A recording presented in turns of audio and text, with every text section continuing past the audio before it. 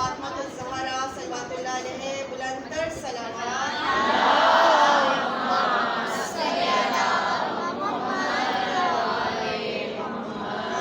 آمد امام زمانہ علیہ السلام بلند تر صلوات.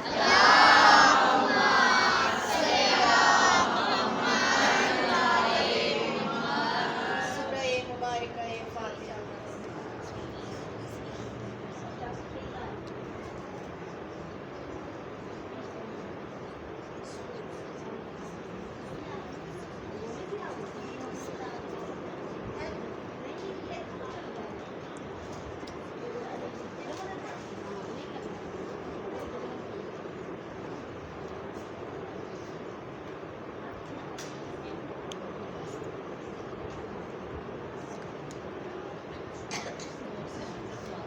أعوذ بالله من الشيطان اللعين الرجيم.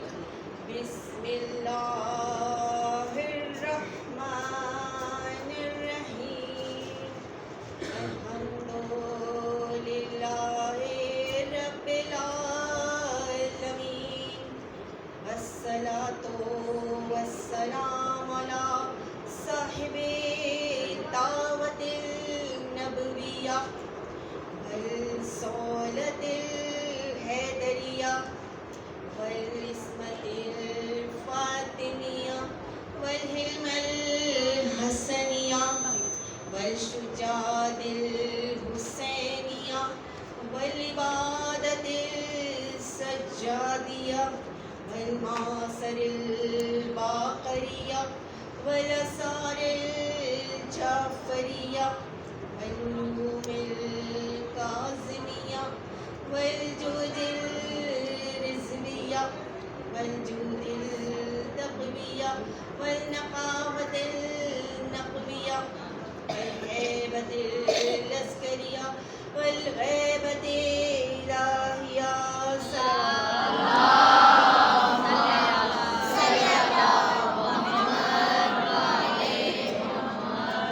بسم الله الرحمن الرحيم. وكل شيء إحسانه في إمام مبين صلوات.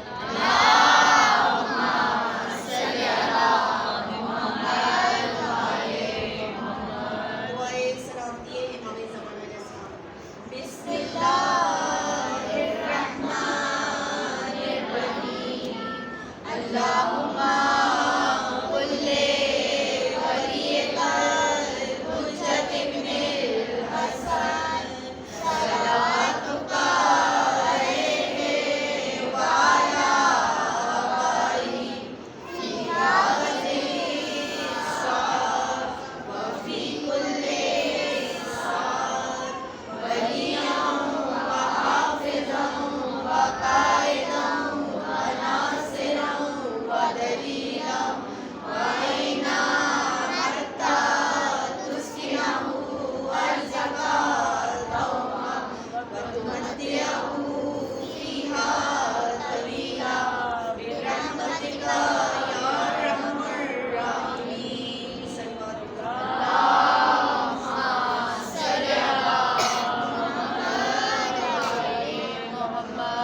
اما بعد، تمام تعریفیں اس خدائے بزرگ و برتر کے لیے ہے جو خالق ہے، مالک ہے، رازق ہے، قہار ہے، جبار ہے، شکور ہے، شاہد ہے، ناصر ہے، حی ہے، قدوس ہے، اور درود و سلام ہے محمد و آل محمد کے.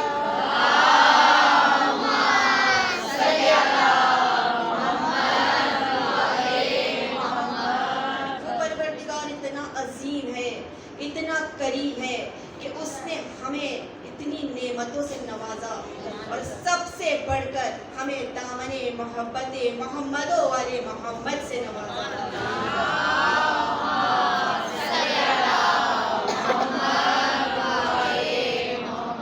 اس پروردگار کے بے شمار اسم ہیں، بے شمار نام ہیں.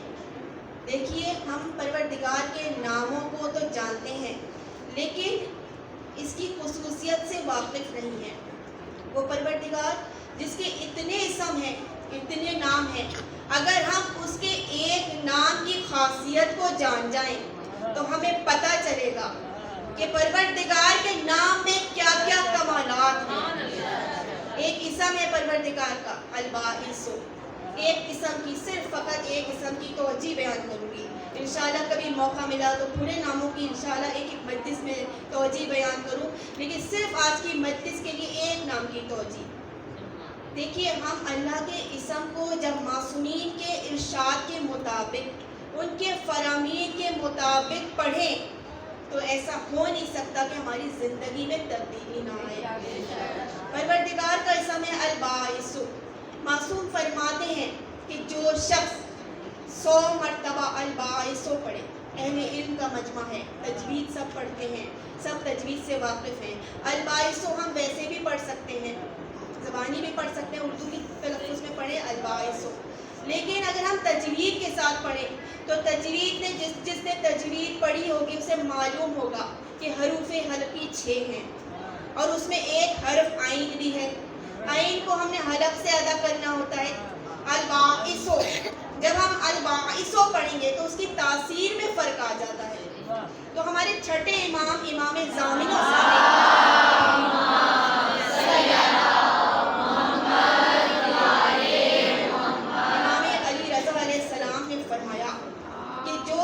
رات کو سوتے وقت سینے پر ہاتھ رکھ کر 100 مرتبہ الباعث پڑھے جس طرح تجوید کے ساتھ، تو پروردگار اس کے دل کو ایمان کے نور سے منور کر دے گا۔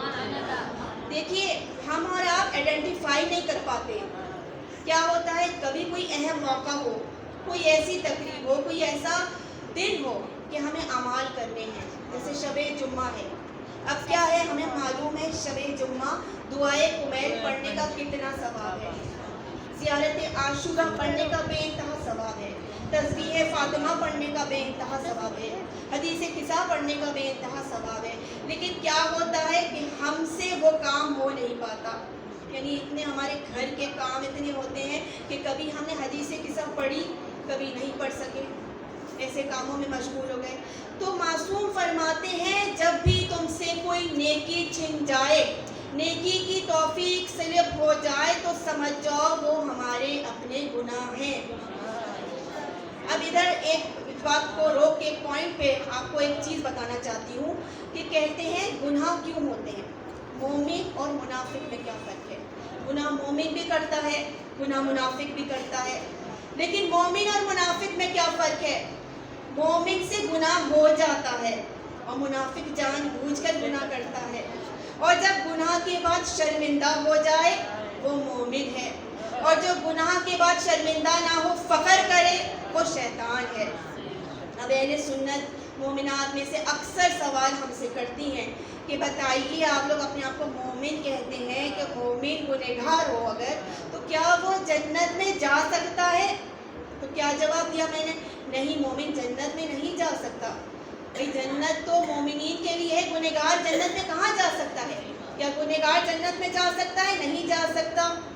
جس طرح اونٹنی پہاڑ میں رستہ نہیں بنا سکتی، جس طرح قالین ہوا میں نہیں اڑ سکتا، جس طرح دریا میں رستہ نہیں بن سکتا، گنہگار جنت میں نہیں جا سکتا۔ جس طرح سورج اپنی سمت نہیں پلٹ سکتا، گنہگار جنت میں نہیں جا سکتا۔ جس طرح چاند کے 2 ٹکڑے نہیں ہو سکتے، گنہگار جنت میں نہیں جا سکتا۔ جس طرح ستارہ آسمان سے اتر کے زمین پر نہیں آ سکتا، گنہگار جنت میں نہیں جا سکتا۔ مگر ہاں، میں بتاؤں کیسے جا سکتا ہے؟ اس وقت آپ مجھے کہیں گے کہ ہاں بھائی کہاں ذاکرہ صاحبہ آپ نے یہ تو کہہ دیا، لیکن یہ بتائیے کہ اونٹنی رستہ بنا سکتی ہے جب بنانے والا صادق ہو، دریا میں رستہ بن سکتا ہو جب بنانے والا موسیٰ ہو، قالین ہوا میں اڑ سکتا ہے جب اڑانے والا سلیمان ہو، سورج اپنی سمت بدل سکتا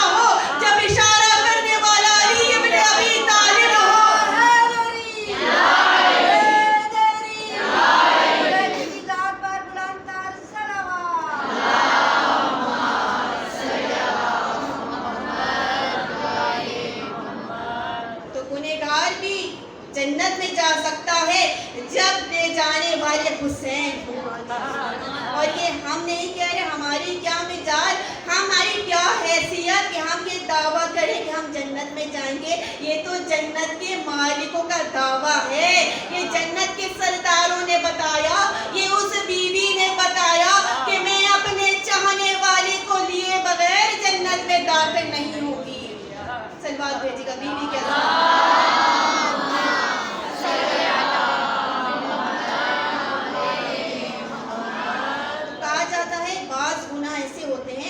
जिसकी सज़ा इस दुनिया में मिल जाती है, और बाज़ नेकियां भी ऐसी होती हैं कि जिसकी जज़ा भी इस दुनिया में मिल जाती है। लेकिन बाज़ गुनाहों की सज़ा परवरदिगार महफूज करता है आखिरत के लिए, और नेकियों की जज़ा भी मिलती है आखिरत में जाकर। एक रिवायत पेश करूं, आपने नाम सुना होगा शायर दोबल इब्ने अली ख़ज़ाई का।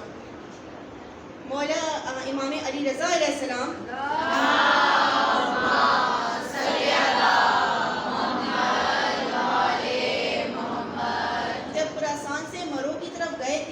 तो दोबल इब्ने अली ख़ज़ाई आपकी खिदमत में आया और कहा, मौला मैंने अपनी शान में कसीदा लिखा है, 120 अशार का मशहूर कसीदा।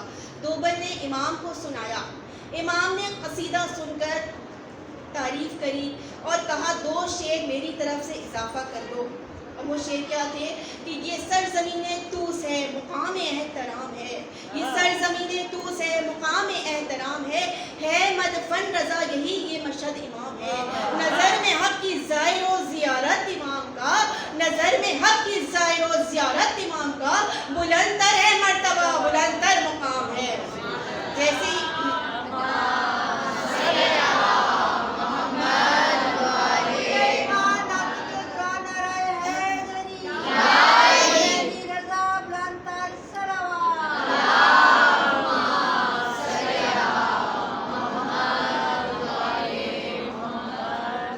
इमाम ने तारीफ़ करके कसीदे की शायर का दिल लगाया, और कसीदा सुनने के बाद इमाम ने 100 दिनार की तहलील उसे अता की। अब वो कहता है दोबल इब्ने अली ख़ज़ाई के, मौला मैंने माल व दौलत के लिए कसीदा नहीं कहा। अगर आपको इनायत ही करनी है तो अपने लिबास में से एक लिबास मुझे इनायत कीजिए। मौला ने लिबास भी दिया और दिनार भी दिए, ये कहकर दिए कि ये वक्त ज़रूरत तुम्हारे काम आएंगे। अब ये दोबल इब्ने अली ख़ज़ाई पैसे और लिबास लेकर चले। कौम तक पहुँचे थे, अहले कौम ने घेर लिया, कहा इमाम का लिबास हमें दे दो। जब किसी तरह तैयार ना हुए तो झपट लिया। आखिर में इस बात पे राज़ी हुए कि इस लिबास का एक पार्चा मुझे दे दोगे तो मैं तुम्हें ये लिबास अनायत कर दूँगा।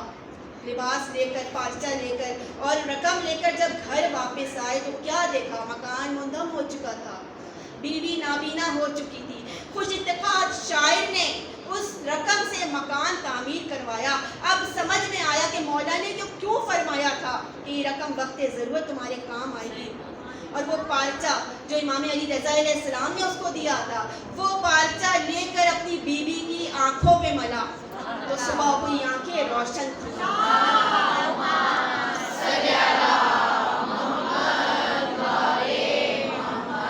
तो वो इमाम कि जिसके दर से हमें मिले दोबल इब्ने अली ख़ज़ाई ऐसे शायर, तो क्या ही बात है। लेकिन उन्हीं के लिए कहा जाता है कि जब दोबल इब्ने अली ख़ज़ाई का इंतकाल हुआ तो वक्त आखिर उनका चेहरा सियाह पड़ चुका क्या था और उनकी ज़बान बंद हो गई। अब उनका बेटा अली नाम है जिसका, मैं पढ़ रही हूँ रिवायत मौजात इमाम हुसैन की किताब से। उसमें लिखा है कि उनका बेटा कहता है कि मैं बड़ा परेशान हुआ कि वो शख्स कि जिसको मौला के दर से मिले, जब उसका ये हाल हो तो बाकियों का क्या हाल होगा। और मैं इतना तकलीफ़ में था, इतनी अजियत में था कि मैंने सोचा कि मैं अपना मज़हब बदल दूँ, शिया मज़हब बदल दूँ। बस यही सोच के मैं परेशान था। उन्हें जनाजे को दफनाया गया। 3 दिन बाद उस लड़के ने, बेटे ने ख्वाब में देखा कि दोबल इब्ने अली ख़ज़ाई ख्वाब में नज़र आए, सफ़ेद कपड़े पहने हुए, सर पर सफ़ेद इमामा है, जन्नत में बहुत आला मुकाम पर बैठे हुए हैं। एक मर्तबा देख कर कहा, ए बाबा जान आप वही हैं, मैं तो आपके लिए परेशान था कि मेरे बाबा जान जो सारी ज़िंदगी कसीदा अहले बैत करते रहे, उनके साथ जब ऐसा हुआ तो हम जैसे गुनहगारों के साथ क्या होगा। एक मर्तबा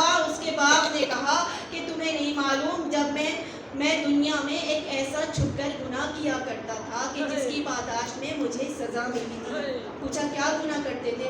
کہا میں شراب پیا کرتا تھا چھپ کر، بس ایک گناہ تھا۔ لیکن جب میں گیا ہوں مرنے کے بعد آخرت میں، تو مجھے رسول خدا صلی اللہ علیہ وآلہ وسلم کی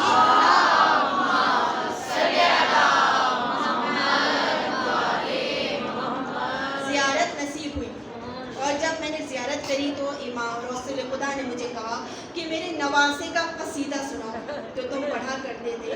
جب میں نے مولا حسین کا قصیدہ سنایا، مولا مجھ سے رسول خدا بہت خوش ہوئے، اور انہوں نے مجھے سفید لباس اور کارچہ دیا اور کہا کہ تمہارا مقام بہت بلند ہے، اور مولا حسین کے صدقے میں تمہارے سارے گناہ بخش دے گا۔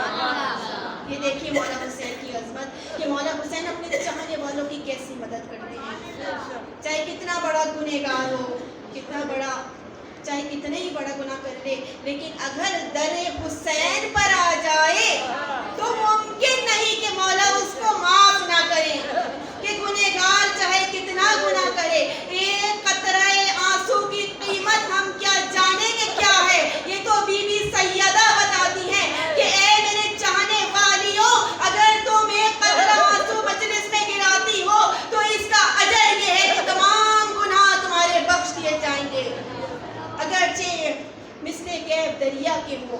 یہ ہے ہمارے آنسوؤں کا مقام، یہ ہے ہماری عزاداری کا مقام، یہ ہے ہماری مجلسوں کا مقام۔ تو آئیے بیویوں، جب مجلس میں آئیں تو یہ سوچ کر آئیں کہ ہم اس سیدہ کو پرسہ دینے جا رہی ہیں کہ جس نے اپنے پورے خاندان کو قربان کر دیا، لیکن ہماری بخشش کی ذمہ داری لے لی ہے۔ اور ایک واقعہ روایت سے پڑھتی چلوں، علامہ مجلسی کا روایت ہے، وہ کہتے ہیں کہ سلمان عمش، ان کی روایت علامہ مجلسی کہتے ہیں میں نے سلمان عمش کی روایت پڑھی کہ وہ بتاتے ہیں کہ میرے پڑوس میں ایک آدمی رہتا تھا، اور وہ ایسا تھا کہ جب میں اس کے پاس گیا شب جمعہ، میں نے اس سے کہا تمہارا زیارت امام حسین علیہ السلام کے بارے میں کیا خیال ہے؟ تو وہ کہتا ہے کہ بدعت ہے، نعوذ باللہ، زیارت کرنا بدعت ہے، اور جو اس بدعت کا ساتھ دے وہ گنہگار ہے۔ بس یہ سننا تھا، میں واپس اٹھ کر چلے آیا۔ وہ کہتے ہیں سلمان عمش کہ میرے جسم پر غصے کے مارے ایسا لرزہ طاری تھا کہ میرا دل چاہا تھا میں اسے اسی وقت ختم کر دوں، لیکن میں نے سوچا کہ سحر کے وقت میں اس کے پاس جاؤں گا اور اس کو مولا حسین کی فضائل بتاؤں گا، فضیلت بیان کروں گا۔ لیکن کیا ہوا کہ جب وہ سحر کے ٹائم گیا ہے اور اس نے یہ سوچا تھا کہ اگر وہ نہ مانا، بدعت کہتا رہا تو میں اسے قتل کر دوں گا، جب اس نے اس کے دروازے پر جا کر آواز لگائی تو پھر ایک مرتبہ اس کی زوجہ سامنے آئی، اور اس کی زوجہ نے بتایا کہ میرا شوہر مولا حسین کی زیارت کو کربلا معلیٰ جا چکا ہے۔ اب یہ پیچھے پیچھے مولا اسی کے پاس گئے ہیں۔ جب کربلا معلیٰ پہنچے تو کیا دیکھا کہ وہ جو تھا شخص تھا، سلمان عمش نے دیکھا کہ وہ شخص سجدے میں پڑا ہوا ہے، گڑ گڑا کر رو کر اپنی معافی مانگ رہا ہے اور مناجات کر رہا ہے۔ ایک مرتبہ ان کو دیکھ کے سلمان عمش نے کہا کہ یہ کیا ماجرا ہے، کل تک تو تم بدعت کہتے تھے مولا حسین کی زیارت پہ آنے کو، اور آج سجدے میں پڑے ہوئے ہو۔ ایک مرتبہ جو دیکھا تو کہا مجھے ملامت نہ کرو سلمان، میں نے رات میں جو خواب دیکھا ہے اگر میں اسے بیان کر دوں تمہارے بھی لرزہ طاری ہو جائے گا۔ کہا کیا دیکھا تم نے خواب میں؟ بتانا چاہتی ہوں نا کہ مولا حسین کیسے بخشش کرواتے ہیں، کیا عظمت ہے، اس کے لیے یہ روایت بیان کر رہی ہوں۔ ایک مرتبہ بلند تر سلوات بھیجتی تھی،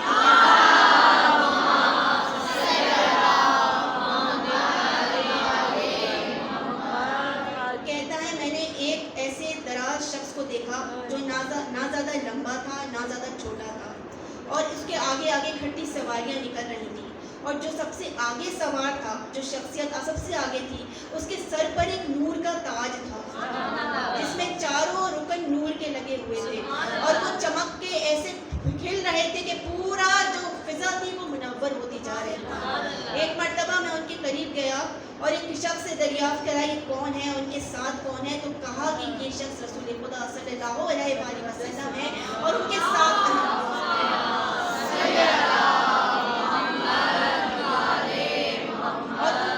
جو شخصیت ہے وہ مولا کائنات علی ابن ابی طالب ہے۔ پھر اس کے بعد میں میں نے فضا کی طرف نگاہ کری تو فضا میں دیکھا نور کی عماریاں تھیں اور نور کا کجاوا تھا، اور اس نور کی عماری میں ایک دو بیویاں سیاہ معظمہ نقاب پوش سوار تھیں۔ ایک مرتبہ میں نے پوچھا کہ یہ کون ہے؟ کہا یہ بی بی سیدہ ہے، یہ جناب خدیجہ ہیں، اور یہ جوان جو بیٹھا تمہیں نظر آ رہا ہے یہ امام حسن مجتبی علیہ السلام ہے۔ بس اتنا دیکھنا تھا۔ ایک مرتبہ وہ شخص کہتا ہے کہ میں نے آسمان کی طرف دیکھا کہ اس آسمان سے لے کر زمین تک کئی نام لکھے ہوئے ہیں، نامہ اعمال ہے۔ میں نے ان بیوی کے پاس جا کر کہا بیوی یہ کیسے نامہ اعمال ہے، یہ کس کے نام لکھے ہوئے ہیں؟ کہا جو بھی شب جمعہ زیارت امام حسین علیہ السلام پڑھتا ہے یا اس کو جاتا ہے یہ ان کے نامہ اعمال ہے، یہ ان کا امان نامہ ہے۔ ایک مرتبہ یہ کہتا ہے کہ میرے نام بھی نامہ اعمال میں لکھ دے، اے بیوی میرا نام بھی نامہ اعمال میں لکھ دیجئے۔ کہا تم تو بدعت کہتے ہو، مولا حسین کی زیارت کو بدعت کہتے ہو، ہم تمہارا نام نہیں لکھیں گے، لیکن تم نے ہم سے ریکویسٹ کی ہے تو ہم ضرور یہ کریں گے کہ تم جاؤ مولا کی زیارت کرو، مناجات کرو، معافی کرو، اور ہو نہیں سکتا تمہاری معافی اللہ کی بارگاہ میں قبول نہ ہو اور تمہیں ہم اپنی جگہ نہ دیں جنت میں۔ تو تب سے میں اٹھا ہوں اور میری روح ایسا کانپ رہی ہے کہ میں جب تک اسی کربلا میں موجود رہوں گا کہ جہاں تک میری روح نہ نکل جائے میں مولا کا دامن نہیں چھوڑوں گا۔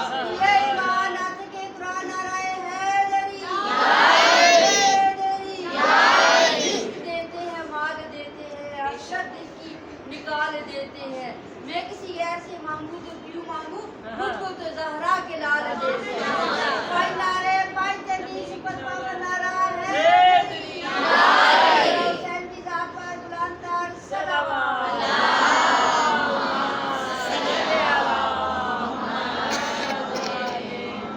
بس مختصر پیش کروں، میں نے جس آیت کو آپ کے سامنے سرنمائے کلام قرار دیا وہ سورہ یاسین کی آیہ مبارکہ 12 ہے۔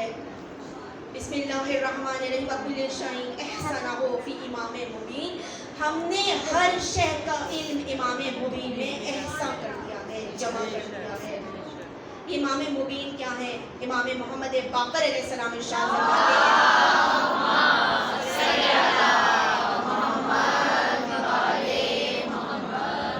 فرماتے ہیں کہ جب یہ آیت پروردگار عالم نے نازل کی ہے تو اس وقت اصحاب کا مجمع تھا، رسول خدا تشریف فرما تھے۔ ایک مرتبہ اصحاب نے رسول خدا سے ارشاد فرمایا اے رسول خدا یہ امام مبین ہے کیا؟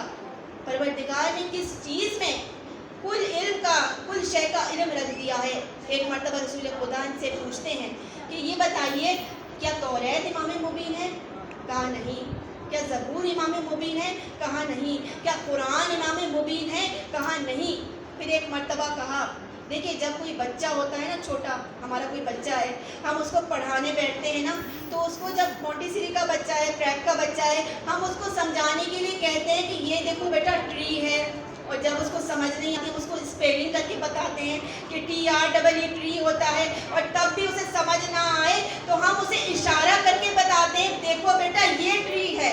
یہ نادان، یہ نا سمجھ، یہ کم عقل جب نہ سمجھ سکے، ایک مرتبہ رسول نے اشارہ کر کے بتایا، سامنے دروازہ کھلا، دروازے سے علی ابن ابی طالب تشریف لا رہے تھے، ایک مرتبہ رسول خدا نے اشارہ کیا ھذا امام مبین، یہ ہے امام مبین، اور اس کے لیے آیت اتری کل شیء احسنہ فی امام مبین۔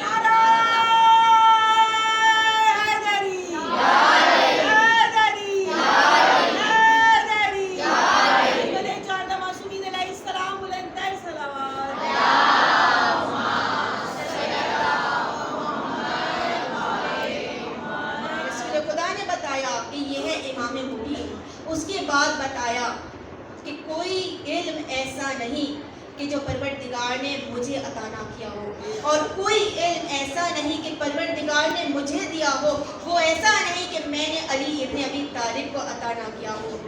اور مولا فرماتے ہیں کہ رسول نے مجھ کو ایسے علم بھرایا ہے جیسے طائر اپنے بچے کو دانا بھراتا ہے۔ دیکھیں یہ کہہ سکتے تھے، علی نے یہ مثال کیوں دی کہ رسول خدا نے مجھے ایسی علم بھرایا ہے جیسے طائر اپنے بچے کو دانا بھراتا ہے۔ بچہ کوئی ایسا ہوتا ہے نا پرندہ کچل کے دانے کو لے کر آتا ہے اور وہ اپنے منہ سے دانا دیتا ہے، لیکن یہ ایسا علم ہے کہ بعض پرندے ایسے ہوتے ہیں جو ثابت دانے لے کر آتے ہیں اور ویسے کی ویسے منہ میں بچے کے دانہ ڈالتے ہیں. تو رسول خدا کو یہی بتانا چاہ رہے تھے، مولا ہمیں بھی یہی بتانا چاہ رہے تھے کہ مجھے اس طرح سے علم بھرایا ہے کہ جیسے پرندہ اپنے بچوں کو دانہ بھراتا ہے. اور اگر آپ کو دیکھنا ہو تو آئیے خانہ کعبہ کی طرف اس واقعے کی یاد دلاؤں کہ جب 13 رجب کا دن آیا ہے، کیسے امام مبین آیا ہے. تھوڑے سے مختصر فضائل بیان کروں گی، پھر مسائل کی جانب آؤں گی، زیادہ لمبی تفصیلی مجلس پڑھتی میں. تو 14 جب 13 رجب ہوئی ہے نا، مولا علی کی جب ولادت ہوئی ہے، فاطمہ بنت اسد خانہ کعبہ کے قریب گئی ہیں اور خانہ کعبہ کا دروازہ بند تھا. جیسی فاطمہ بنت اسد قریب آئی ہیں، در کعبہ خود بخود کھل گیا. فاطمہ بنت اسد اندر داخل ہو گئی. مولود کو 3 دن تک جب گئی ہے نا اندر، ایک مرتبہ دربار بند ہوئی ہے اور یوں ملی ہے جیسے موتی کو سینے میں پرو کر صدف کا منہ بند ہو جائے. 3 دن مولود کو لے کر جب باہر آئی 3 دن بعد، تو رسول کے ہاتھوں میں دیا اور کہا دیکھیے نہ یہ روتا ہے، نہ یہ آنکھیں کھولتا ہے، نہ ہی دودھ پیتا ہے.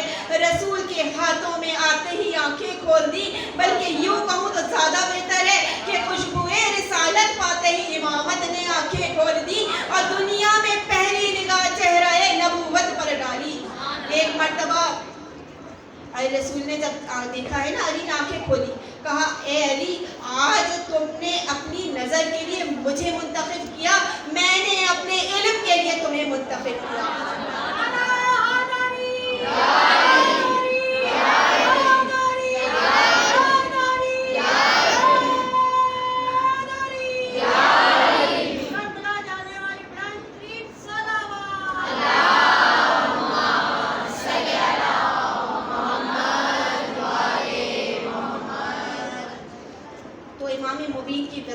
امام ضامن و سامن سے سنیے. امام کون ہوتا ہے؟ میرے 8ویں امام فرماتے ہیں امام اسے کہتے ہیں جو اپنے زمانے میں سب سے زیادہ عابد، سب سے زیادہ عادل، سب سے زیادہ پرہیزگار ہو. جس طرح سامنے سے دیکھے پشت سر سے بھی ویسے دیکھتا ہو، سایہ نہ رکھتا ہو، مخلوق پر سب سے زیادہ مہربان ہو. رسول خدا کی ذرا ہر عمر میں اس کے قد پر صحیح آئے، جس بات کا حکم دے اس کا خود بھی عامل ہو، اور ایسا مستجاب دعوات ہو کہ اگر حکم کر دے تو پہاڑ 2 نیم ہو جائے. یہ جملہ صفات دے کر میرا اور آپ کا امام علی ابن ابی طالب اس دنیا میں آئے. اور آئیے لے کر چلو امام مبین کو خیبر کے در پر. آئیے خیبر میں دیکھیے امام مبین کس طرح سے نظر آتا ہے. خیبر کے در پہ آئیے، رسول اعلان کر رہے ہیں کل میں علم اسے دوں گا جو غیر فرار ہوگا، جو کل ایمان ہوگا، جو مرد مجاہد ہوگا. ارے اصحاب کا مجمع ہے، سب لوگ تمنا کر رہے ہیں یا رسول خدا یہ علم ہمیں دے دیجیے، یہ علم ہمیں دے دیجیے. یہ ایک مرتبہ جب رات کا وقت ہوا، سارے لوگ کروٹیں بدل رہے تھے کہ کاش یہ علم ہمیں مل جائے، کاش یہ علم ہمیں مل جائے. سب کی تمنائیں ہے کہ ایک مرتبہ جب صبح ہوئی، رسول نے پکارا آئینہ علی، آئینہ علی، علی کہاں ہے؟ کہ ایک مرتبہ کسی نے بتایا کہ علی کو آشوب چشم ہے. رسول نے بلایا، علی پاس آئے، اپنے لعاب دہن لگایا. وہ امام مبین کے جب پیدا ہوئے تو رسول نے انہیں لعاب دہن چسا کر علم عطا کر دیا. اور وہی علی کہ جب آنکھوں میں آشوب چشم ہوا تو اپنا لعاب دہن لگا کر آنکھیں درست کر دی. ایک مرتبہ علم علی کے ہاتھ میں پکڑوایا، علم لے کر چلے، خیبر پہ علم گاڑا، پتھر پہ علم گاڑا اور مرحب کے پاس آئے. مرحب نے کھڑکی سے جھروکے سے سر نکال کر کہا کہ میں وہ ہوں کہ میری ماں نے میرا نام حیدر رکھا ہے. رسول علی نے اپنا تعارف کیا کروایا کہ میں وہ ہوں کہ میری ماں نے میرا نام حیدر رکھا ہے. واحد جنگ خیبر کہ جس میں اپنا تعارف کائنات کے امام یہ کروا رہے ہیں کہ میری ماں نے میرا نام حیدر رکھا ہے. کسی جنگ میں یہ تعارف نہ کروایا. کیا وجہ تھی؟ کیا وجہ تھی؟ آئیے میں پوچھتی ہوں مولا سے، مولا ہم بھکاری تو تیرے در کے ہیں، جب کوئی آیت نہیں بتاتی، کوئی کتاب نہیں بتاتی تو مولا بتائیں گے. مولا کہتے ہیں کہ یہ جو تھی راہب مرحب انتر اور حارث تینوں کی ماں تھی، کافرہ تھی، راہبہ تھی، کاہنہ تھی. اس نے وصیت کی تھی مرتے وقت اے مرحب، اے انتر، اے حارث سب سے مقابلے میں جانا، مگر جب علی ابن ابی طالب آئے تو اس سے مقابلے میں نہ جانا ورنہ تم بچو گے نہیں. تو علی حیدر نے یہ نصیحت یاد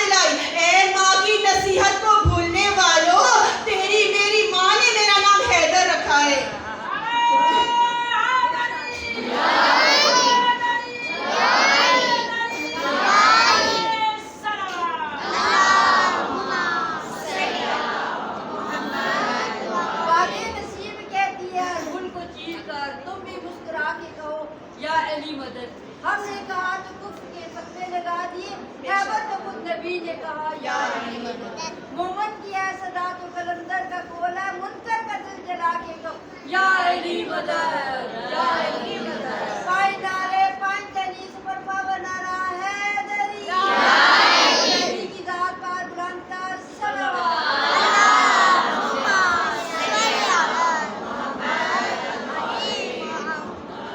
आखिरी मंजिल और मसाइब के जानिब चलो।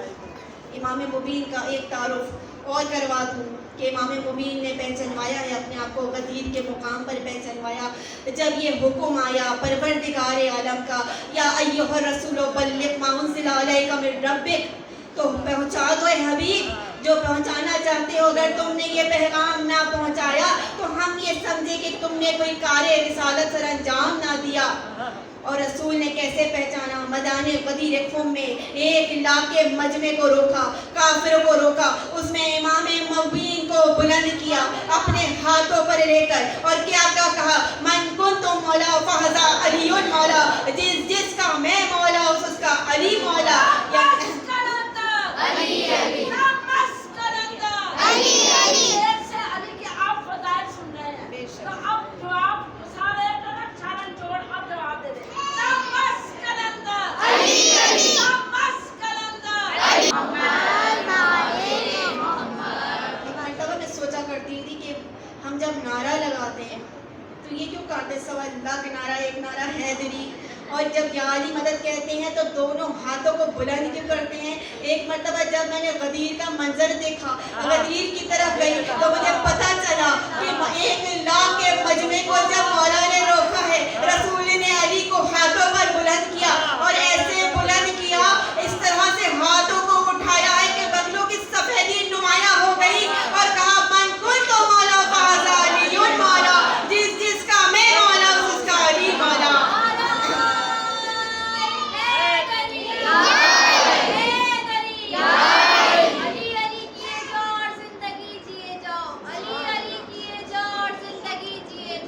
मुझे मुश्किल से क्या खतरा अली का नाम का अजल करो क्यों